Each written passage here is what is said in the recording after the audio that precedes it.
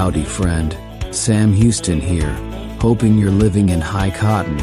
And if you're lucky enough to be in Texas, I know you're most of the way there. Now enjoy your daily dose of Texas history and Texas pride. Howdy, friend. Welcome back to the Feed Bandit podcast and your Texas history roundup for June 3rd. In 1836, future Governor J. Pinckney Henderson arrived at Velasco from North Carolina.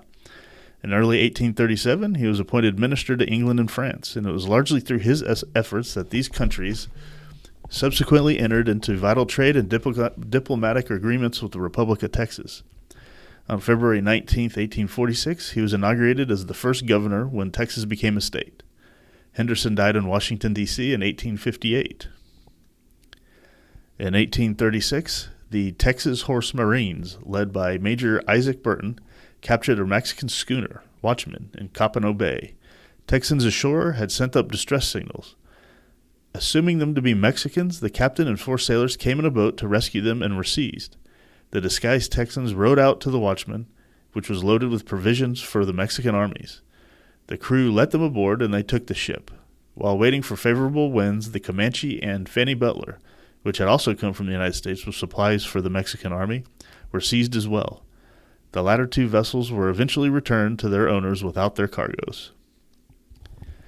In 1965, Lieutenant Colonel Edward H. White II, from the U.S. Air Force, during the Gemini 4th mission, was the first American to, quote, walk in space.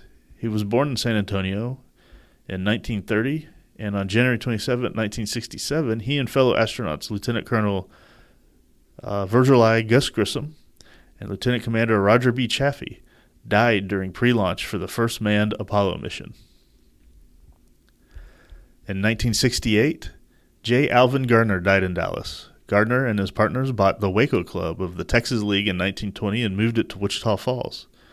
In 1927, the Wichita Falls Spudders won the league and went on to win the Dixie Series.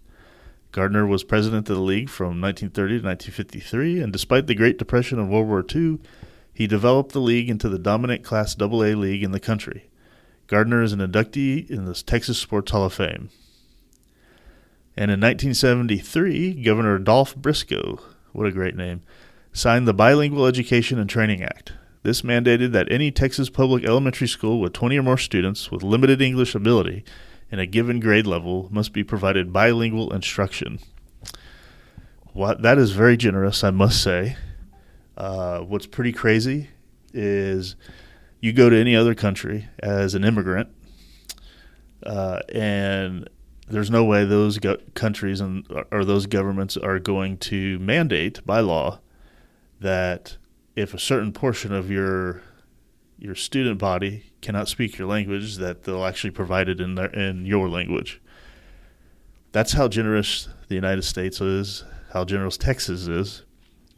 And if only the immigrants here would realize that, hey, you're here by, I wouldn't even say invite, but you're here because, you're allowed to be here. We've welcomed you in. The least you could do is assimilate and learn how to speak English. Learn how to speak English well and read English well, because that's what we speak here. Now, I say that. I don't want it to seem like I'm a hypocrite, because I have my children actually in dual language program at school learning Spanish, because I think probably learning, and besides learning reading, writing, and arithmetic, learning another very popular language across the world will only help you. But of course, their primary language is English, and that's what they speak. So should all immigrants. All immigrants should assimilate. But I'm not going to go off anymore on that rant. I will just say that was your Texas History Roundup for June 3rd. Thank you so much for listening, and I'll catch you back here tomorrow on the next one. You take care. Well, there you have it. If you like our podcast, check us out at feedbandit.com. There you'll find awesome Texas First outdoors gear and apparel. Your purchase helps support the Bandits and keeps this podcast on the air, fighting for you and for Texas. Remember, preserve the tradition, protect the legacy. Until next time.